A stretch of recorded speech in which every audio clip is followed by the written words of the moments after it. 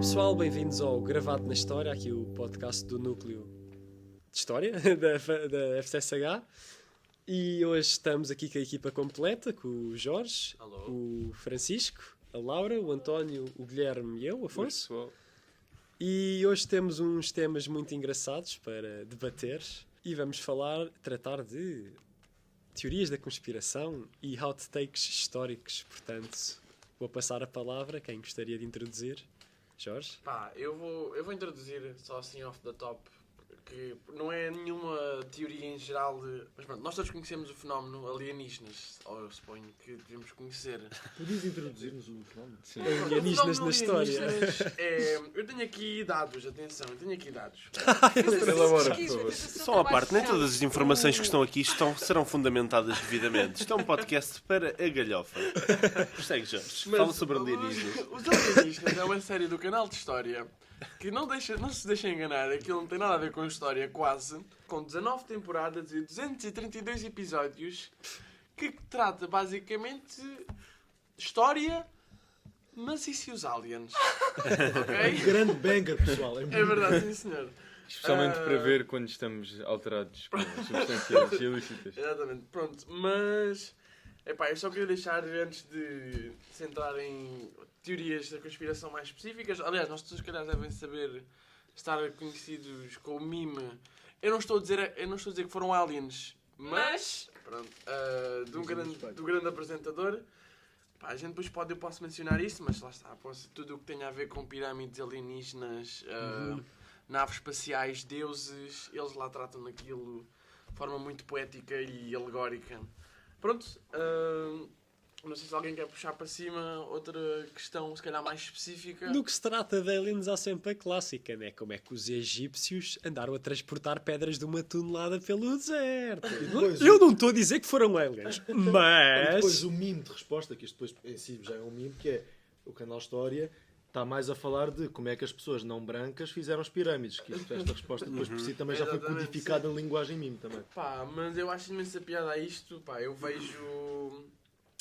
de vez em quando vejo os episódios e eu fico fascinado com as teorias de templos. Por acaso nunca...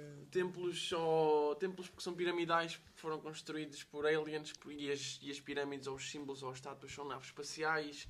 Mas tem apelo, é? Tem Mas, muitíssimo apelo. Não só naquele público que nós pensamos que é o público do canal História, Sim, que é sim, tipo, não, sei lá, pessoas que nós diríamos que não têm muito conhecimento histórico. Não, tipo, eu tenho...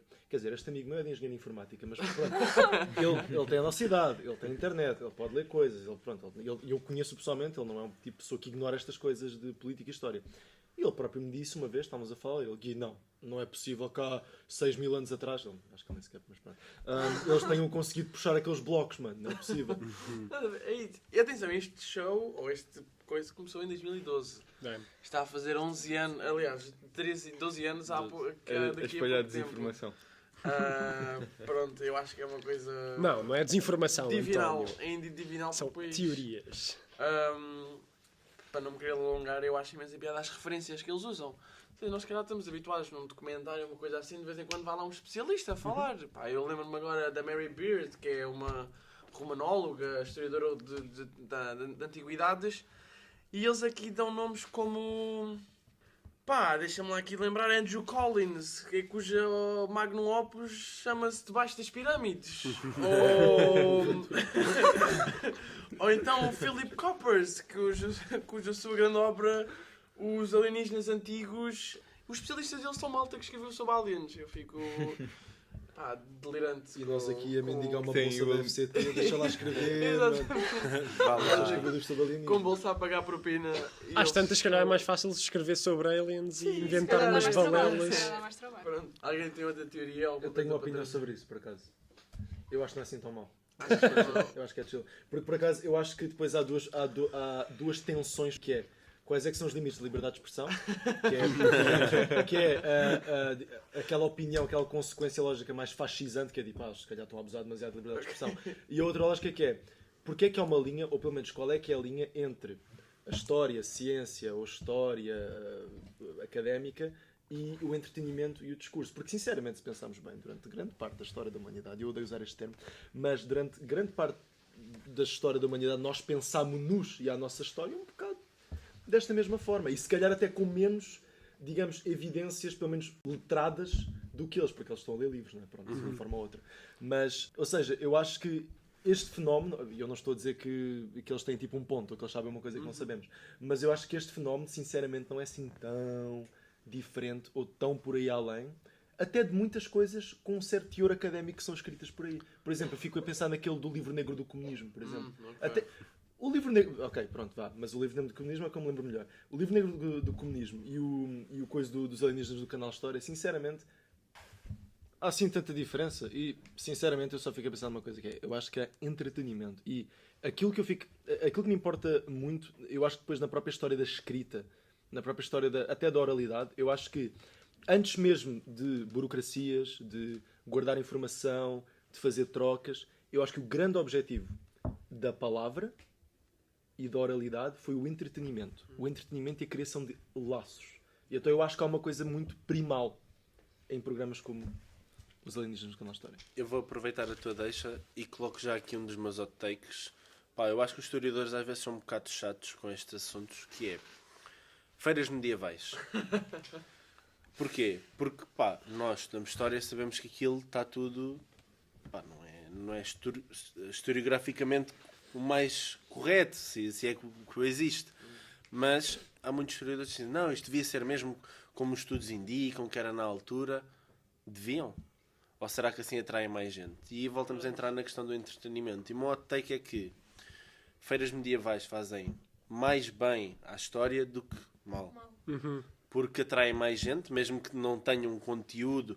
Quem diz feiras medievais diz, se calhar, os alienígenas, diz romances históricos, o que for, mas eu acho que atraem mais gente para a história que se poderá vir a especializar e a investigar mais a fundo, mesmo não seja academicamente, do que se regalarmos apenas história para um artigo de 15 páginas sobre a manteiga na Bulgária. Portanto, sim, eu acho que as pessoas não querem... Ok, não querem, mas não estão viradas de início para saberem bem os factos históricos e todos os detalhes, mas mais aquilo que gostam de ler sobre, que gostam de ver, que gostam de fazer. E eu acho que o entretenimento aplicado à história, ou a história aplicada ao entretenimento, neste caso, é isso que faz, tal como o programa dos alienígenas. Eu acho que ao longo da história também foi mais ou menos um programa dos alienígenas, porque as pessoas associavam desastres naturais a deuses ou pronto, a coisas que não conseguiam explicar, ou que se calhar alguns até conseguiam explicar, só que as pessoas não queriam saber porque dava mais entretenimento não conseguirem explicar. Não tem entretenimento, mais o próprio consumo. Sim, é isso. Sim, Então, os deuses, tanto como agora os alienígenas, é se calhar a resposta, entre aspas, fácil ao que ainda não conseguimos explicar. Porque, aconteceu um tsunami, Poseidon está zangado connosco. Não, é uma placa tectónica que se mexeu e causou um tsunami. Claro que ainda não sabemos tudo o que aconteceu nas pirâmides, mas com certeza que não foram alienígenas, né? eu tenho outro hot take, já agora que falaste em deuses. Posso trazer aqui para debate? Traz. A nível de narrativa, religiões politeístas são bem mais interessantes que religiões monoteístas. Mas eu acho que isso não é propriamente um hot take. O Guilherme não acha? Eu acho que as duas, na verdade, eu acho que não se pode comparar as duas porque as duas fazem parte de um contínuo de pensamento, um contínuo discursivo. As religiões abrâmicas são tanto um produto das religiões politeístas do Levante, que existiam antes das religiões abraâmicas, como as religiões politeístas são também um produto das religiões animistas, que é um nome que, assim, um bocado, até um bocado errado antropologicamente, que se dá a formas religiosas que nós simplesmente não conseguimos explicar, sinceramente. Portanto, eu acho que a comparação não é fértil, na minha opinião.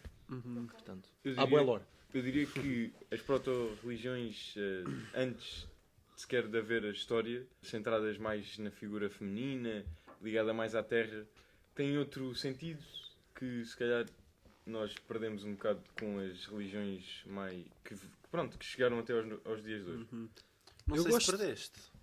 Hoje em dia ainda tens muito isso. Mesmo que não seja uma religião assumida, ainda há várias situações onde eu noto muito essa continuidade. Sim, Estás há a ver? uma continuidade, mas houve um outro sentido que sobressaiu mais.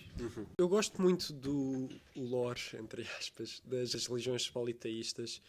Por exemplo, a nórdica, a egípcia, a greco-romana, porque é muito... É engraçado, porque as pessoas dizem este Deus é um cabrão. E este é fixe, por acaso.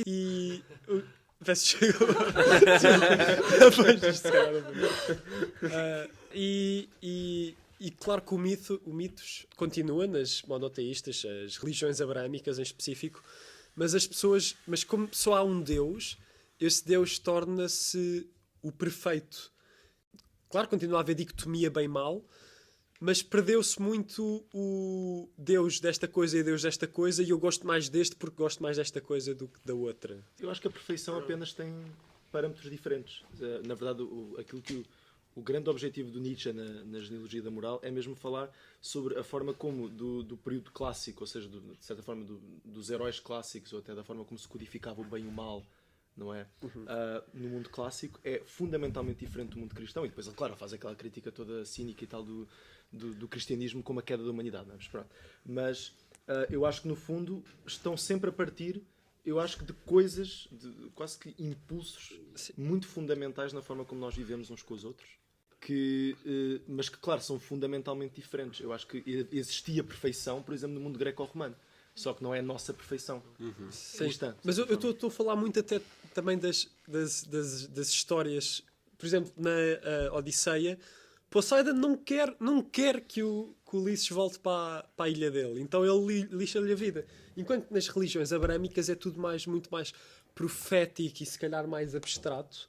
Enquanto que sinto que nas politeístas há uma maior conexão de espiritualidade e agradecimento, ou até mesmo de ódio, com certas figuras, e isso perdeu-se, e por isso é que eu sinto que, lá está, muitas das religiões politeístas passam a ser mais interessantes de estudar de um ponto de vista teológico. O que eu acho mais interessante em religiões politeístas, para mim, é... Lá está, não sou nenhum teólogo, muito menos sou crente, por isso se eu tiver a dizer coisas erradas, alguém que me corrija. Mas eu sinto que a unicidade das religiões abrâmicas, a cristã, a judaica e muçulmana, de um só Deus, ou de uma só figura que é a resposta, ou que resolve, amando ou temendo-o, não sei, perde um bocado a magia, ou então, não sei, a multiplicidade que eu acho interessante. Por exemplo, vou dar o exemplo da greca-romana, ou seja, tu tens o Poseidon, que é o deus do mar, mas depois tu tens o Hermes, que é o deus dos mercadores. Tu tens Atenas, que é a deusa da guerra, da sabedoria e da estratégia, mas depois tu tens Martes, que já é da guerra e da violência. Ou seja, depois tu, consoante à faceta da tua vida que tu quisesse incorporar, tu não tinhas só um deus. Tu tinhas até 2 ou 3 deuses que tu podias, que te iriam servir e que te iam apoiar nisso, que eu acho que é muito interessante. Por falar em religiões, eu queria introduzir outro tema, que era uma teoria da conspiração meio fictícia, segundo fontes, que É uma teoria da conspiração, não é? Segundo fontes, realmente é assim. é uma teoria da conspiração que eu gostava de acreditar, mas por pesquisa sinto que não consigo acreditar, que é sobre uma mulher que foi papisa no século IX depois de Cristo. Uma mulher papa. Sim. Sim, Sim, atenção, não é uma mulher que foi para Pisa, exatamente. E pronto, era Joana, ou Joanes, mas também a palavra Joanes também se pode aplicar a João, como os reis portugueses eram em latim. Pronto. Johannes, né? Sim.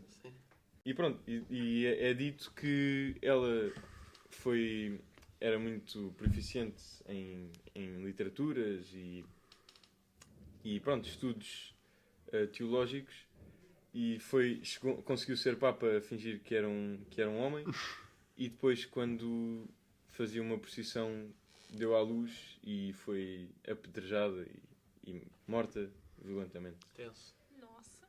E tu achas que é real? Eu não acho que seja real.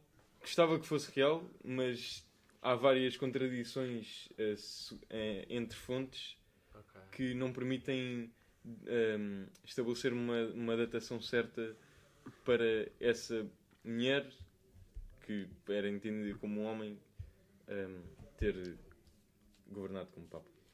E agora uma questão, agora que falamos de malta mais acima, papas e imperadores. Mais Algo- acima de George. Mas assim, alguma vez o imperador andou nu? É a minha questão. Se andou nu, de acordo com aquela história do imperador, das novas roupas do imperador. Sim. Alguma, assim? alguma base histórica de algum imperador ter feito algum desfile nu? Ter feito um desfile nu? Sim. Eu nunca ouvi falar nada. Nero, acho eu. Nero? Ou então Heliogabal. É alugável. Interessante. Acho que é mais Será agradável. Acho que é Sabe lindo, aquela talvez. história de quando eu digo com os contos de fadas, ou seja, em que chegaram dois artesãos da cidade, diziam que faziam uma coisa que só alguém muito inteligente conseguia ver, e depois o imperador ou o rei quis usar aquilo e dizia, eu vejo, e depois no final ele estava a andar nu e não havia roupa nenhuma. Nunca ouvi tinha falar ouvido. desse conto de fadas. Sim, já. Obrigado, Afonso. Se calhar em Roma Antiga também haviam os famosos cogumelos. Podiam pôr pessoas a andar nuas. Pronto, mas havia, não sei, lembrando desta questão ligada aos contos de fadas, que também são muito... Também podem envolver muita teoria da conspiração. Eu, falando na papisa e Heliogabal também, que eu vou usar aqui como parte daquilo que eu vos vou falar, eu lembro que eu ouvi um podcast sobre isso e também depois fui ler um bocado, mas já foi há muito tempo e então eu não me lembro qual é que é o consenso, ou pelo menos, digamos, a opinião de alguns especialistas dessa altura sobre realmente, não é, a identidade de género dessa pessoa que foi papisa, papa feminina. Há duas coisas importantes, que é aquilo que eles fizeram com Heliogabal, que é aquilo que muitas vezes hoje em dia é interpretado como Heliogabal ter sido uma imperatriz transgénero, um exemplo de uma pessoa, de uma mulher transgénero no Império Romano. Apesar de haver algo muito interessante sobre, digamos, a lógica sexual, não é, nesse período, no Império Romano, e até de identidade de género, há também um contra-argumento muito importante, que nem sequer é uma tentativa de dizer não, mas é uma coisa real, que é quando um imperador morria ou era derrubado, como Heliogabal foi, não é? Escrevia-se todo o tipo de coisas, não é? Absolutamente com o objetivo de manchar ou até, de certa forma, condenar a memória. Aquele termo em latino, acho eu, que é condemnatio, não me lembro muito bem. E então é possível, e eu lembro-me, uma coisa que eu sei sobre a papisa é que ela tinha imensos rivais e foi deposta em muito, muito pouco tempo. E há alguma coisa a ver nas fontes depois escritas na altura, ou muito depois, na verdade, porque acho que esta história depois só foi, de certa forma, codificada alguns séculos depois, no século XIII. Tinha algo a ver com a cadeira do Papa, que tem um buraco onde é suposto as pessoas Onde é depois ele fazer verificarem necessidades e- os genitais Sim. do Papa. Mas eu acho que isso, na minha opinião, tem muito mais a ver com uma ansiedade sobre a masculinidade e virilidade do Santo Padre, por parte da Igreja Católica, do que propriamente, Com digamos, verificarem uma história real de uma mulher que tenha sido Papa. Mas eu não nego nada. Eu acho que essa história... Mas é uma grande possibilidade. Acho que sim, mas eu acho que essa história, sinceramente, o facto, eu acho que o que é importante aí não é tanto será que aconteceu, mas como é que esta história chegou até os dias de hoje? Como é que continua a ser escrita até, por exemplo, depois da Contra-Reforma, não é? E a mim faz-me pensar que quando uma história é repetida é porque há uma importância muito grande, doutrinária ou de memória, e eu acho que a grande importância para mim, a mim o que me parece é mesmo uma ansiedade muito importante sobre a posição do Papa, a posição do Santo Padre no mundo, como um homem viril. E eu acho que, e nós sabemos muito bem que na história existem muitos exemplos da castração e da castração masculina, que muitas vezes é interpretada, ou na altura mesmo é vista como tu não és um homem mais, como um exemplo de diminuir a posição de uma figura. Não é? E há uma ansiedade de castração muito grande, que eu acho. E eu acho que ao longo da história toda, e não só no período em que... É de que período? Pisa? Alguns relatos dizem que é a meio do século IX e outros relatos dizem que é por volta de 1100. Pronto. Aqui, segundo a Wikipédia, Pope Joan foi de 855 a 857. Pronto, o meu ponto é que eu acho que ao longo da... Não é toda a história, mas durante uma grande parte do último milénio, dos últimos milénios, temos esta narrativa de um homem conhecido e que tem uma importância que depois acaba por ou se vir a descobrir, ou existe a teoria que era na verdade uma mulher. Um dos exemplos que eu me lembro é da Mary Read, que era conhecida por... Pronto, não li sobre isso para saber se foi verdade ou não, mas acho que sim. Que era o James Kidd, que foi um dos piratas mais emblemáticos da época, que depois veio-se a descobrir que na verdade era uma mulher. Ou seja, eu acho que é interessante também pensarmos como é que esta narrativa se vai repetindo de uma forma ou de outra ao longo de toda a história. Não era bem um hot take, mas era só Sim, eu acho que assim, sobretudo, não se era verdade ou não, mas a simbologia disso sobre... Pronto, e a própria palavra Papa é o pai de todos os católicos na Terra, incluído por Deus, supostamente, e ser uma mulher no trono papal, que é suposto estar lá um homem, pronto, em teoria, Sim. atribui uma simbologia, outro tipo de simbologia que está relacionado com isso. tal como os piratas viris e depois era... Sim, lá está. Nesse caso seria uma mulher à frente do patriarcado de Roma, que desde logo aí é um bocado contraditório em termos de nomenclatura. E atenção, eu acho que é muito importante nós dizermos primeiro, claro, como isto é um podcast da galhofa, nós não estamos aqui Sim, a ler... Mas, agora, uma coisa que eu acho também importante é reconhecer que, apesar de nós se calhar estarmos um pouco a afastar-nos se calhar da perspectiva de muitas pessoas sobre possivelmente a existência de figuras muito importantes na história, tenham sido transgénero, na verdade. Eu acho que, pelo menos eu pessoalmente, eu acho que estudos de género é um assunto muito complicado, porque estudos de género, na verdade, eu acho que é quase que a disciplina multidisciplinar por excelência, não é? E então, o estudo de género na história é ainda mais difícil.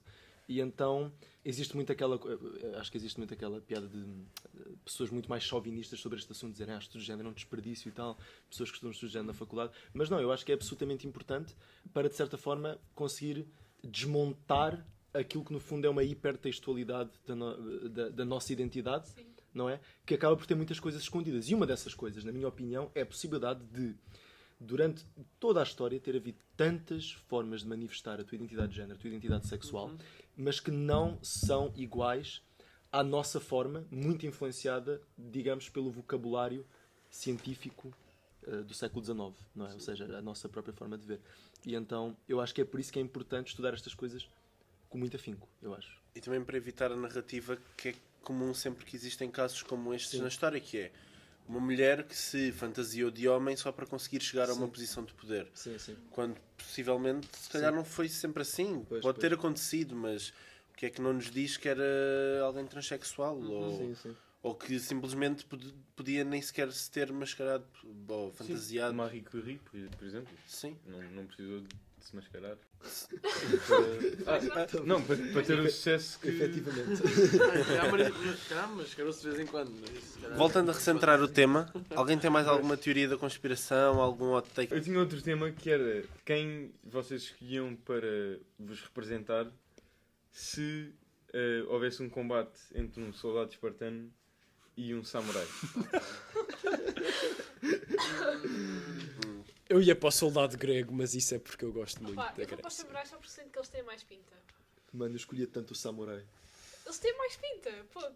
Eu vou para um Não bom... Porque a Não força, vou justificar a força do soldado grego está na sua inclusão num exército de cidadãos, enquanto a força do samurai É muito está na individual. sua individualidade como uma arma mortífera de combate. Exato, É exato. uma- Que tira a espada e decapita o pobre do grego. Exato. E a espada é a sua extensão. E o samurai come melhor Agora, do que o grego. mas os espartanos não tinham lanças gigantes. Sim, não, Estou a confundir. isso, Os mas- samurais também podiam ter arcos, por exemplo. Portanto, Também não é sei. verdade. Mas Eu acho que também vou para o samurai. Depende de tudo. Ai, Sendo é que o mas- samurai era mas só... havia um escudo, por O exemplo. samurai, na verdade, Podia era ter só um escudo. fiscal. Ele andava lá a Sim. coletar dinheiro. E Não o- quero apoiar fiscais. E um hoplita grego, profissão. Então, no filme dos 300 nós vimos o que é que eles são capazes de fazer, não é verdade? Sim, mas eles estavam todos juntos. O filme dos 300 é outra grande o obra. cameraman sobreviveu muito bem, por acaso. Foi muito bom. Os 300 é outra grande obra 100% accurate em termos históricos. Que Mas é. Laura, acho que acabaste por não dizer qual é que escolhias. escolheste. Eu não, samurai.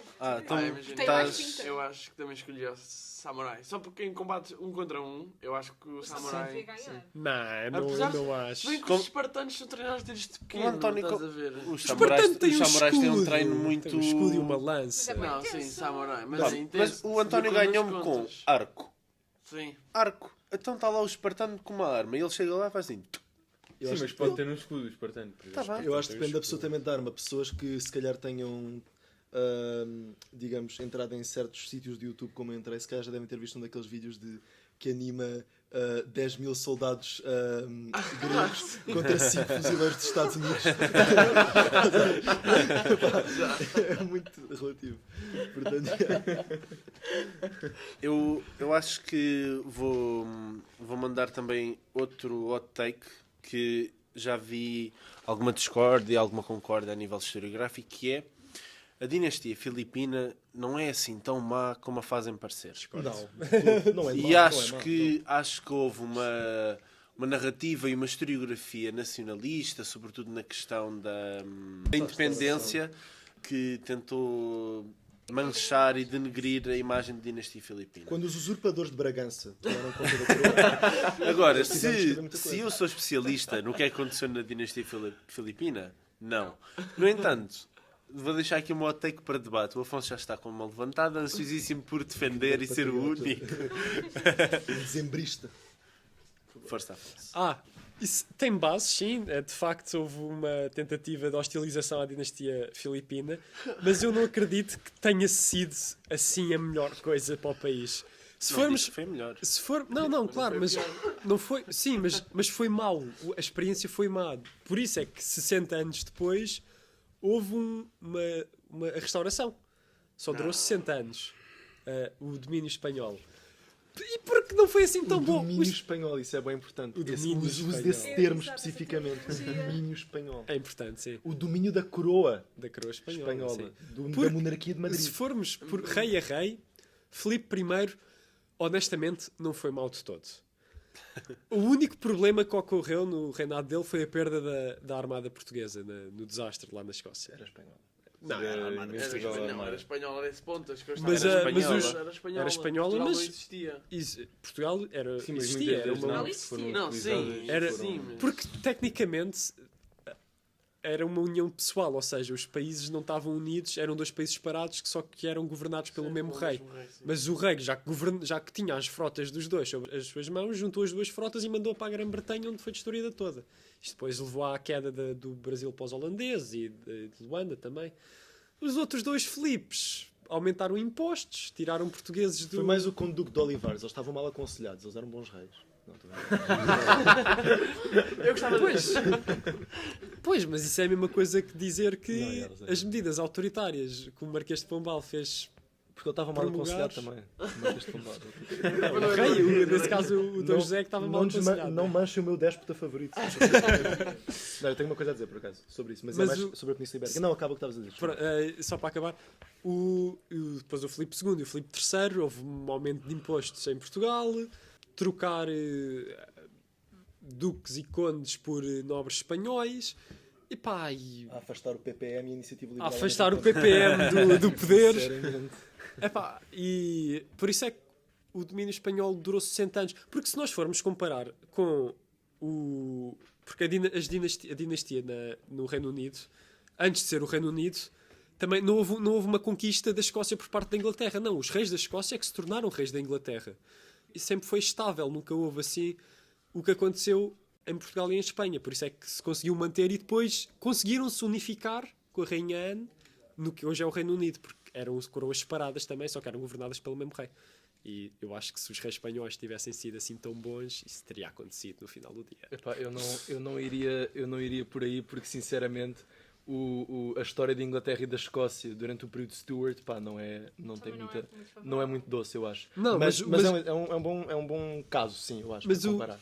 desculpa de interromper, mas o que aconteceu em termos de conflitos internos foi uma experiência republicana, ou seja, não foi uma nacionalidade contra a outra, foram grupos de interesse. Eu acho que é porque a própria natureza da monarquia inglesa mudou. Sim. E a espanhola. E aqui é que eu vou à minha opinião, se calhar um bocado a consequência desta, que é: eu acho que Portugal não é assim tão interessante como reino para dominar. A sério, porque, ok, a maneira como eu acabei por ver a Península Ibérica, se calhar um bocado numa perspectiva iberista, é a Península Ibérica é constituída por blocos territoriais. Sim.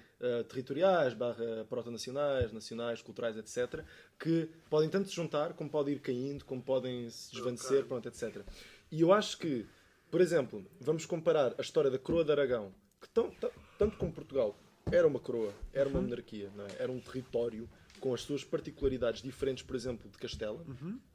A sua história, depois com Castela e com a Península Ibérica em geral, é também uma história essencialmente de uma monarquia que acabou por ser governada através de uma união pessoal e que, às vezes se esquece, até o século XVIII tinha as suas próprias cortes.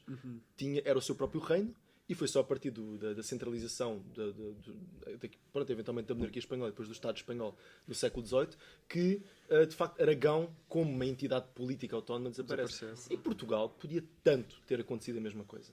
Muito facilmente. É o teu desejo, Guilherme. É sim. Mas agora, o que eu acho que é importante saber, e eu acho que tem um bocado a ver com depois uma opinião mais generalizada, se calhar, sobre como é que as coisas acontecem na história, que é, eu acho que é tanto uma mistura de coisas a longo tempo, das estruturas, mas às vezes também um produto de coisas do momento, absolutamente contingentes ao que se passa. Sim, revoluções. Sim, por exemplo, mas também, por exemplo, um grupo de nobres que de facto está muito insatisfeito com a forma como Portugal está a ser governado, uma monarquia que está a passar por esforços de tentar centralizar num período de crise absoluta para a monarquia espanhola, não nos vamos esquecer. Tinham acabado de perder a Guerra dos 80 anos, por exemplo. Ou seja, os Países Baixos já não eram Sim. da monarquia espanhola. E que permitiu com que, de facto, isto acontecesse. Agora, eu acho que, se calhar, historiadores deste momento, e quando tivemos a cadeira de História de Portugal Moderno, havia muitas perspectivas diferentes, mas a perspectiva com que eu fiquei é de não nos focarmos tanto na ideia nacional, apesar de já ser importante, já havia, e isto aqui é inegável, já havia uma ideia de Portugal, uma ideia de portugueses, uma ideia até da língua portuguesa. Não é? Pronto. Mas focarmos também muito, eu acho que, no próprio papel, digamos, outra vez, aqui como o Afonso disse, dos grupos de interesses, dos grupos políticos, não é? Que podem ir fazendo amizade ou inimizade. Sim, eu acho que foi uma conjugação dos dois. De os grupos de interesse se desalinharem. Sim. E pronto, o povo, que pronto, quase nunca é falado nestas épocas, pronto, as diferenças não só territoriais e tal como tu disseste, Portugal não ser apetecível como reino para governar, diz muito sobre isso. Sim. Não é? Portugal era mais interessante pelas colónias, eu acho, não pelo território. Isto agora relacionando ainda, e ainda acrescentando àquilo que está a ser dito. Eu acho que esta questão da dinastia filipina não é tanto. Talvez não tenhamos que olhar para isto numa forma mais preto no branco, de foram bons governadores ou foram maus governadores, mas acho que esta questão é mais no sentido de como é que a historiografia depois analisou esta conjuntura. Porque, por exemplo, eu lembro-me muito bem que no secundário e no básico pintavam esta união ibérica que aconteceu como algo extremamente negativo e que foi culpa só de uma parte e que é algo mau, mas não foi bem assim. Há muitas nuances e muitos espaços cinzentos nesta conjuntura. E agora, relacionando também um pouco com uma teoria da conspiração que está relacionada com esta conjuntura, apesar de ser umas décadas atrás, eu acho que o filho de Dom Manuel que teve um filho de Dom Manuel com Isabel de Castela, o prometido Dom Miguel, que ia ser jurado como rei dos 3 passos, ele foi morto pelos reis católicos. Foi morto. Uau. Mandaram-no matar. Porquê? Porque o Dom Manuel foi para lá, já não me lembro bem, mas o Dom Manuel levou o Dom Miguel e a mulher, eles estavam, não sei ao certo onde é que foi, mas foi na Espanha. E o miúdo ficou lá. E um ano depois, sei lá, parece morto. Não sei, isso é muito suspeito. Está bem, Isso mas os bebés espanhóis morriam. Sim, eu torta sei. Mas Mas eu percebo. mas é estranho, Eu ficou curto. a cargo dos avós e depois morre assim numa... Acho que é mais uma Depois da dívida mulher também histórica. morrer, quando ele ia ser de facto o único herdeiro para as 3 coroas. Pá, não sei, eu acho que isso tem aí É credibilidade de interessante, alguma dá que coisa. pensar, dá que pensar. Sim.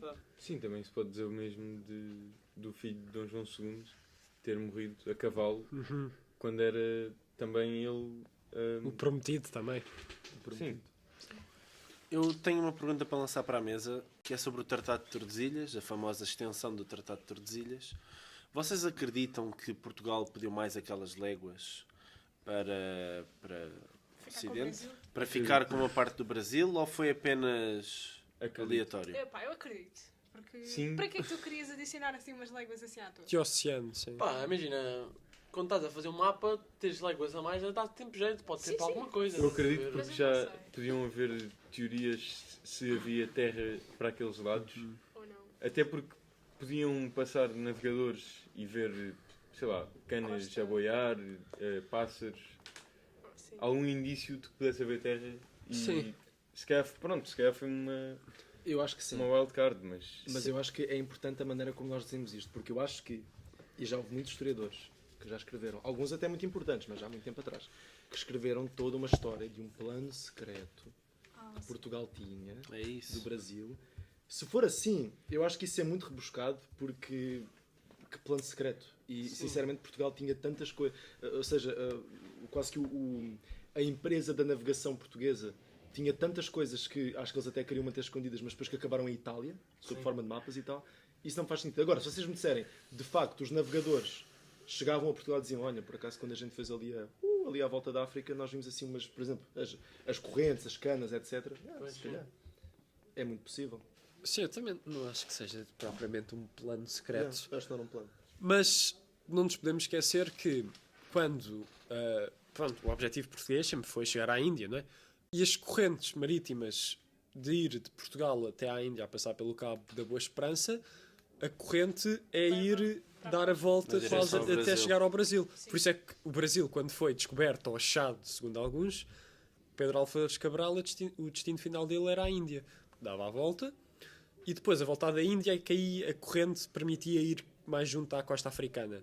Portanto, sempre não é descabido, numa das viagens, seja de Vasco da Gama ou de alguém a seguir, ter também acabado no Brasil, só que não ter, pronto, ter mantido em segredo, depois que o Tratado de Tordesilhas, o rei Dom João II, ter mandado mais umas léguas naquela direção. Eu acho que como nós somos muito urbano-depressivos, nós temos muita dificuldade em, se calhar, olhar para o mar e ficar assim, pá, não é possível, eles não navegavam, não é possível, eles não faziam isto. A verdade é que eles sabiam muita coisa. Na verdade, existe uma história de uma expedição cartaginesa à atual Golfo da Guiné. Sim. E aliás, Por isso exemplo. até vai de encontro Há uma- com a Isso é uma teoria teoria da conspiração também. dos alienígenas que o George disse no início. Porque eu às vezes, quando estou a falar com os meus amigos sobre coisas que aconteceram no passado, eles às vezes vêm-me com essa conversa, mas como é que isso era possível de construírem essas coisas todas, ainda sem os cursos? Mas a verdade é que aconteceu, porque eu sinto que talvez estas teorias também sejam muito fruto da época em que nós agora vivemos. Em que é tudo feito com máquinas, tudo feito de forma rápida, tudo feito com recursos, maquinaria, Sim, a ferro. quase instantâneo. Quase tudo de forma bem instantânea. Mas nós esquecemos que grande parte, a maioria da história da humanidade, não tínhamos esses recursos e mesmo assim foram feitas as coisas. E isso não significa que tenha sido uma intervenção divina Pois é ou isso. de um ovni a deixar as coisas. Nós simplesmente temos essa capacidade e se calhar agora estamos a perder devido a estas novas invenções, mas não, é muito importante não descurar a capacidade humana e não... Lá está, não O engenho. inventar outras formas quando é a nossa sabes que é capacidade. interessante, porque imagina, ao mesmo tempo que não se descora a capacidade humana para realizar os feitos, também não podes descurar a capacidade humana, como o Guilherme disse, para tentar entreter e criar Sim, claro. essa subjetividade, ou seja, pá, eu acho que nós isto agora se calhar voltando para outro tema, ou então puxando para outra coisa, mas eu acho que pá, nós todos já fomos confrontados enquanto alunos de História com alguém, ou no YouTube, ou coisa de, mas e se este ou aquele não morressem? Ainda agora, e se Dom Miguel, o prometido, não morresse, o que é que aconteceria? Pá, eu acho que lá está, é o mundo dos isses. E se a gente tivesse para questionar os isses, não fazemos nada. Mas eu acho interessante e eu também para fazer isto, a quantidade de literatura associada a universos alternativos e pá, e literatura e jogos e tudo e mais uma coisa que E se a Alemanha inundam- tivesse ganho a Primeira Guerra que Mundial? inunda o nosso imaginário também. E há sobretudo, há bocadinho falaste na Península Ibérica, acho que há literatura sobre os Estados Socialistas Ibéricos, há coisas sobre A União isso. Soviética das Repúblicas Socialistas Ibéricas. Isso mesmo. O próprio livro de George Orwell, o 1984, é um futuro alternativo onde há uma grande união da Eurásia, Sim, que é sim. o continente da Eurásia, e a Oceania, que é a América e a Grã-Bretanha, que é o novo Império Inglês, quase que. Exatamente. voltando a recentrar um bocadinho, vocês têm mais alguma teoria? O Guilherme ou take? sim, eu tenho uma também para falar, mas o Guilherme puxou há bocadinho o tema dos cartagineses. E há muita... Os cartagineses são muito fascinantes porque eles de facto eram a potência do Mediterrâneo até terem chegado os romanos e terem levado um pau deles. Resumido mal e porcamente, os cartagineses levaram um pau dos romanos e só desapareceram do mapa. Levaram só um, levaram 3. Levaram 3 grandes paus. 3 pauladas, é verdade.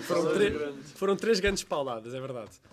Mas os romanos iam levando uma na segunda Guerra Púnica. Eu acho que os romanos levaram 2 até. Sim. Valeu por 2. Sim. Mas a teoria dos cartagineses, e eu não sei se vocês já ouviram falar disto, é que eles foram os primeiros a chegar à Madeira, à Ilha da Madeira. Não acreditam nessa? Eu acho que eles sabiam da existência das Canárias. As Canárias já eram conhecidas no mundo antigo. Mas sim. também faz sentido. As Tá Canárias Mas a mais Madeira perto. também era A Madeira, se calhar, também não é assim tão longe. Não sei. A Madeira não era desconhecida no mundo antigo. Os Canários é mais próximo. Há mapas É que eu fico a pensar no Estrabão. há mapas... Estrabão não escreveu sobre a Madeira. Há mapas... Isso é o quê? O Estrabão, um geógrafo. Não sei. Grego. Pois vai. Sim, o Estravão, claro. Mas há mapas pré-expansão que mostram a Ilha da Madeira nos mapas. Então... Mas esses mapas às vezes eles só metiam tipo um círculo lá à toa e que era outra ilha qualquer. Sim, também pode ser na mesma Mas- lógica que a gente estava a dizer do Brasil, que se vinham lá se calhar a Madeira ou uma coisa assim, eles vinham ao longe e se calhar perceberam, para aquela zona se calhar também há. Isso é uma coisa importante, porque eu acabei de dizer isto do Estrabão, porque o que eu ia dizer era, o Estrabão escreveu a geografia, basicamente. Ou seja, ele é uma grande fonte para o nosso conhecimento da geografia, da ideia que eles tinham de espaço muito clássico. Mas obviamente é uma parvoíce dizer, se ele não escreveu não existe, que é como se eu disser, se o Heródoto não escreveu não aconteceu.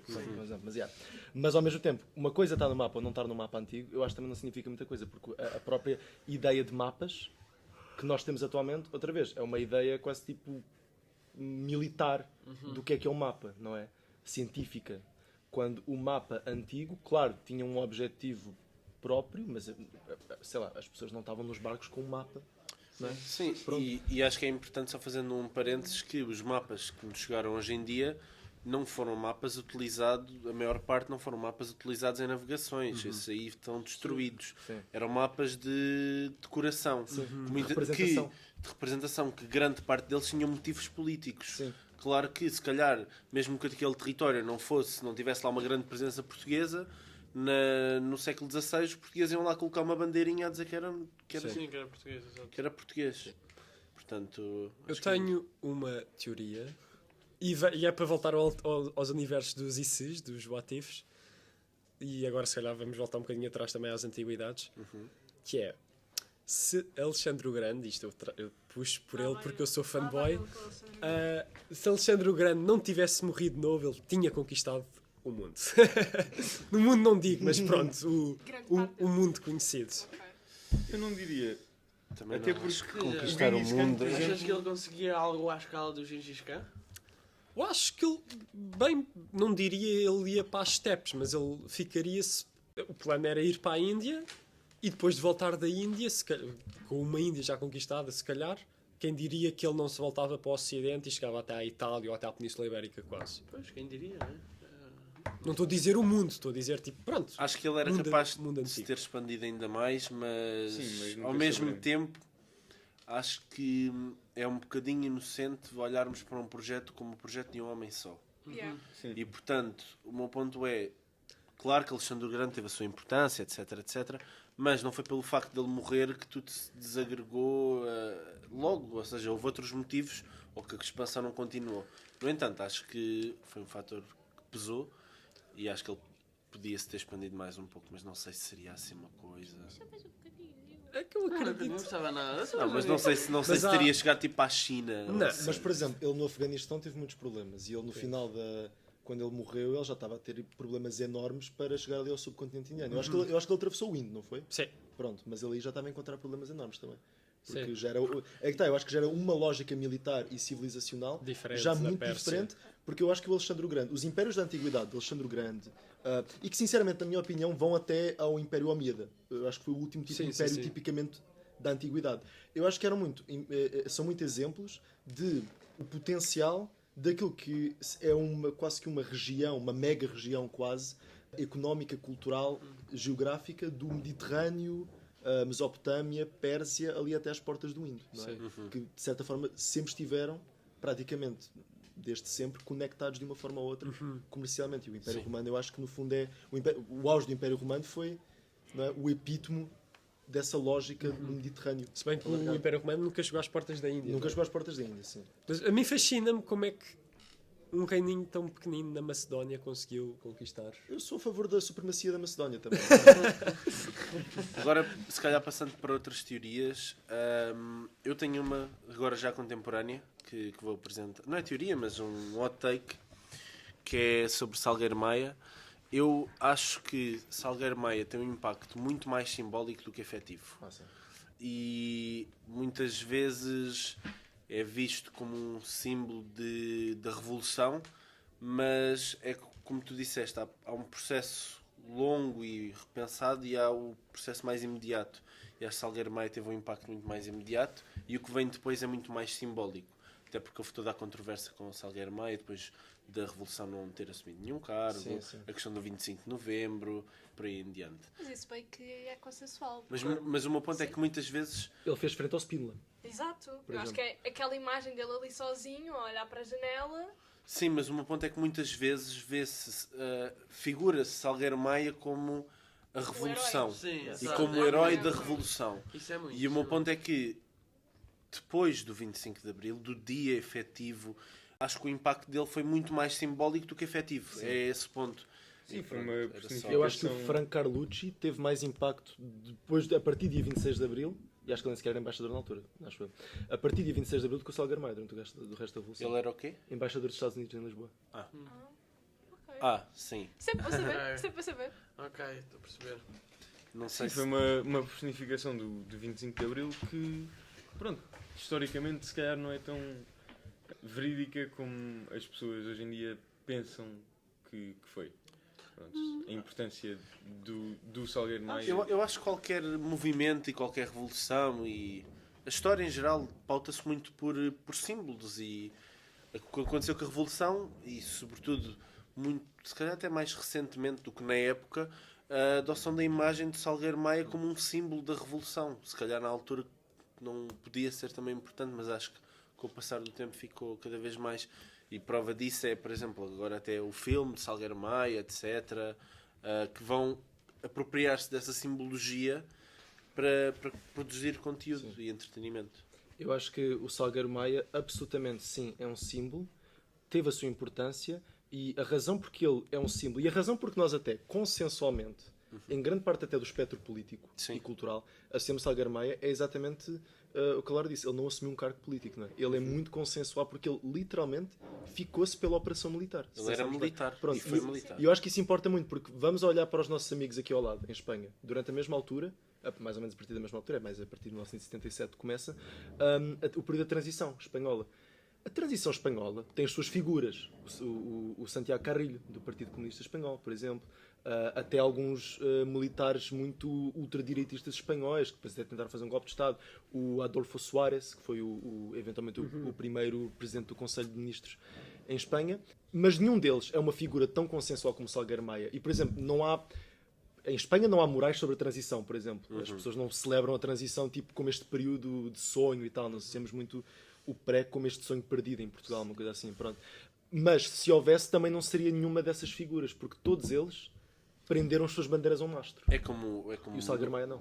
neste caso o Otelo, por exemplo. O Otelo eu acho que ele é muito, muito, muito, muito mais importante que o Salgueiro Maia alguma vez É foi. isso, eu acho que a importância efetiva, mais do que simbólica, Sim. só que de que lado é que estava o Otelo? Qual é que foi a bandeira que ele hasteou? Assim como o Spínola. Eu acho que o Tal como Spínola o foi Spínola. tão importante, por exemplo, e isto é super controverso, porque obviamente eu não gosto do gás, não é? Obviamente.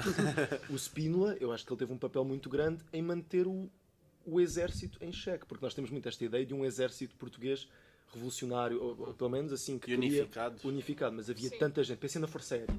Pois. A Força Aérea Portuguesa, absolutamente reacionária. Sim, Grandes sim. contingentes da Marinha também. O Spínola foi muito importante nesse aspecto, mesmo depois ainda bem que lhe deram um pontapé. E é mesmo isso, porque no outro dia fui ao Museu do Aljube e a visita terminou a dizer que o 25 de Abril foi um puro golpe de sorte. Porque podia ter acontecido tanta coisa de forma diferente e dar tudo errado. Foi mesmo uma chance. O golpe das Caldas é o melhor exemplo. Exato. Pois é. O golpe das Caldas, uns meses antes, não foi assim tão participado como o Venceu, mas foi um golpe, foi uma tentativa de golpe. Correu mal. Exato. O regime na altura castigou algumas pessoas, mas não tanto como se calhar teria castigado nos anos 60, como castigou, por exemplo, o sem Gomes dúvida. Varela em 1961. Na altura já estava um bocado a fazer contenção de danos. Mas uma coisa interessante é que houve o golpe das Caldas. Acho que muita gente na altura ficou tipo, ok, há uma coisa. Se formos ler diários da altura e testemunhos, as pessoas dizem em 74 sentia-se que aconteceu uma coisa, não é? Mas eu acho que houve muita gente que aconteceu esse golpe e ficou tipo, sabem, a olhar para o lado. Sim. Tipo, não tem nada a ver com isto. Mas depois quando correu bem, olha, fantástico. Pois. É isso. Pois, António? eu acho que a própria atribuição e personificação no Salgueiro Maia prova um bocado esta, sei lá, falta de essência que as pessoas hoje em dia dão à Revolução de 1974. E é isso, pronto. As pessoas não sei se apercebem daquilo que realmente aconteceu e daquilo que realmente podia ter acontecido ou não acontecido. E pronto. E o Salgueiro Maia é realmente uma figura que são... Sim, imagina, acho que. Lá está, imagina, nós enquanto historiadores, acho que é melhor, só tirando umas últimas relações disto, acho que esta questão do Salgueiro Maia tem muito a ver com opiniões políticas. Como já foi dito aqui, há um consenso, ou seja, esta figura neutra que é contra a ditadura, mas também não assume propriamente cores políticas ou partidas. Revolucionárias. Ou exatamente revolucionárias ou reacionárias, ou só afrontou quando era preciso fazer frente. Mas depois também passa, não sei, por uma questão, se calhar, da história que acho que é. Não sei, acho que é individualista. Ou seja, nós, se calhar, tentamos sempre encontrar aquela figura, ou. Tentamos, se calhar, estou a dizer em termos geral, não estou a dizer que somos necessariamente nós 6 ou a disciplina de história, mas tento encontrar aqueles focos de aquelas pessoas que personificam os ideais de decisão, de ruptura. Ou seja. Não sei, nós vemos o Napoleão, se calhar, obviamente, nesta história individualista e personalista do Napoleão como o grande que derrubou o regime. Não sei, acho que é uma série de questões. Fazendo agora, se calhar, para fechar, eu acho que a história acaba por ser interessante por isto mesmo, por não termos aquela certeza absoluta de tudo, termos essas teorias mais ou menos fundamentadas, vários tipos de posições, e acaba sempre por dar outro interesse, e é disso que a história vive. A história vive de interesse, do entretenimento, porque ela não vai existir sozinha. E vive também de teorias da conspiração. É isso. E é com isto que fechamos então o nosso podcast de hoje. Este foi o vosso podcast do NIST e ficou gravado na história.